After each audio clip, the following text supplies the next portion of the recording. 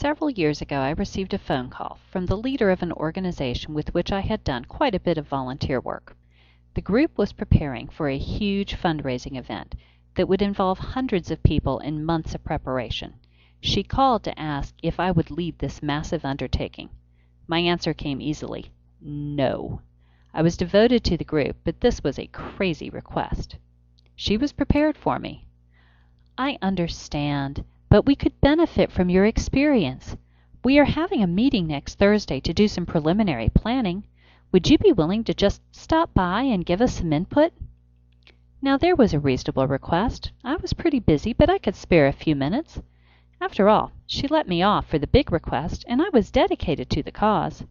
I attended the meeting, and as you might guess, by the time it was all done, I was in charge of a major part of the event. What had happened?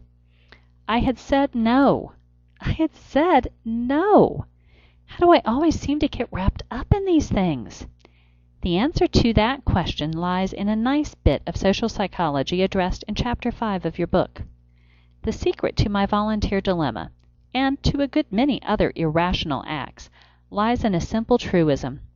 We like to think of ourselves as good people. Healthy self-esteem is important, and it seems straightforward enough. However, maintaining that self-esteem can be pretty challenging enough to cause us to behave in some pretty irrational ways. Imagine this. You are a happy camper with a healthy sense of self-esteem. Your healthy self-esteem says that you are a good person, and it would go against your good personness to do anything stupid, immoral, or foolish.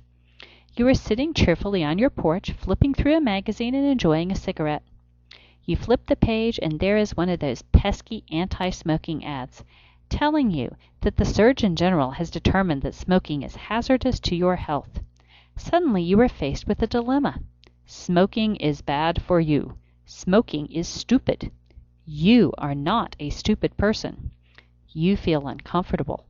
You are now experiencing what psychologists call cognitive dissonance. Your cognitions, your high self-esteem thoughts, are now in conflict with your behavior, smoking. This feels awful. You must resolve the dissonance. You have three choices.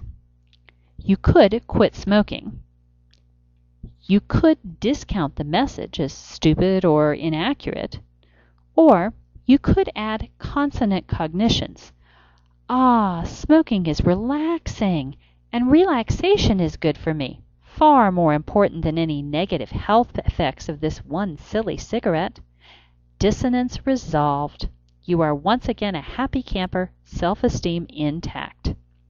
Similarly, my volunteer dilemma was the result of cognitive dissonance. Let us consider the important elements of my situation. I had done previous volunteer work for this organization. Hence, I had made a public commitment. My allegiance to the group was a part of me, and thus tied to my positive sense of self. I had said no to the initial request. The initial no came easily. The request was huge, and I was already overcommitted. Minimal dissonance here, but still a tiny bit of guilt. The second request was really reasonable.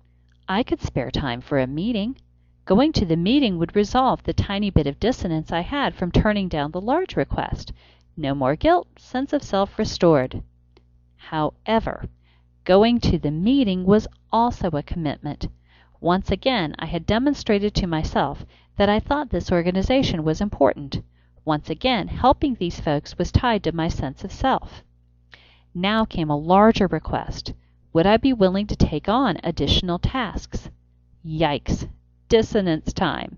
If I said no, I would betray my commitment, my very public commitment, to the goals of the group. To restore my sense of self, I had to behave in a way that was consistent with my sense of self. Sigh.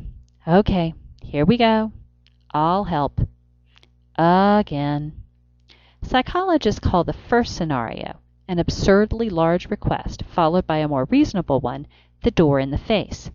Did you ever ask your parents for a giant increase in your allowance in hopes of getting a smaller increase? Or did you ever bargain with a street vendor or a car salesperson? Starting with the absurd and working toward the compromise that sounds reasonable is a classic strategy. The second scenario is called the foot in the door. When someone gets us to commit to something small, like attending the planning meeting, and then hits us with a large request, we tend to agree because saying no would be inconsistent with our public commitment. You will read more about this strategy in the research of Festinger and Carl Smith described in your book. This is not unlike an idea that we discussed earlier regarding dispositional and situational attributions. We as humans will work very hard to maintain our sense of self. We want to see ourselves as consistent and reasonable, and we have been known to behave in some pretty strange ways to maintain that sense of self.